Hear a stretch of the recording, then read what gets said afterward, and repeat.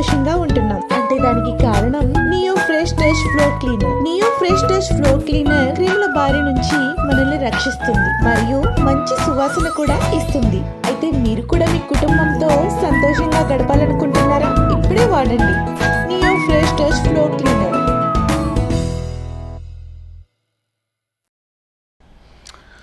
Meanwhile Saif Ali Khan పై దాడి చేసిన కేసులో పోలీసులు దర్యాప్తు ముమ్మరం చేశారు. బాంద్రా పోలీస్ స్టేషన్లో దుండగుడిపై 2 గంటల నుంచి ప్రశ్నల వర్షం కురిపిస్తున్నారు.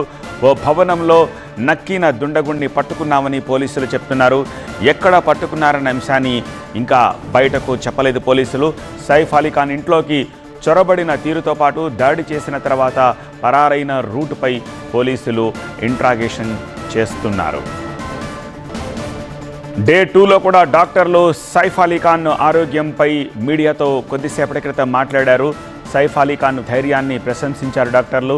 తీవ్రమైన గాయమైనా సరే కుమారుడితో కలిసి నడుచుకుంటూ హాస్పిటల్కి వచ్చారు అని, స్ట్రెచర్ కూడా మేము ఇవ్వలేదు, నడుచుకుంటూనే ఆయనను హాస్పిటల్ సర్జరీ రూమ్కి తీసుకెళ్ళామని చెప్పేసి చెప్తున్నారు. సైఫ్ స్వయంగా ఆసుపత్రికి రావడం అభినందనీయమని చెప్పి ప్రశంసిస్తున్నారు. At the same time Saif ఇప్పుడు చాలా నిలకడగా ఉంది ఆరోగ్యం. అలాగే ఇవాళ సర్జరీ తర్వాత ఆయనను రూముకి షిఫ్ట్ చేసిన తర్వాత నడిపించామని కూడా చెప్తున్నారు.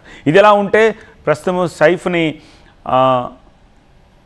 ఐసీయూ రూమ్కి షిఫ్ట్ చేశారు, కానీ ఎవరిని ఆయనను చూడడానికి అనుమతించమని చెప్పేసి చెప్తున్నారు.